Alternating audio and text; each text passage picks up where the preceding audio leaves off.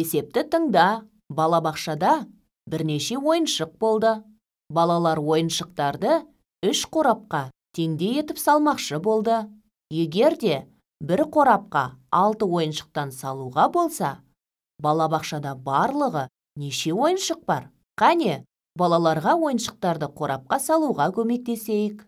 1, 2, 3, 4, 5, 6. Бірінші қорап дайын болды. 1, 2, 3, 4, 5, 6.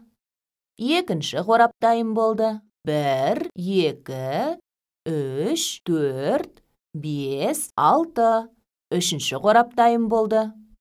Қара, біз ойыншықтарды салып болдық. Теңдеу құрып көрейік. X пен бөлмедегі барлық ойыншықтың санын белгілейік. X-ті бөлемін 3-ке, тең болады 6. Қане, айта қойшы, бөлудегі белгісіз сан қалай деп аталады?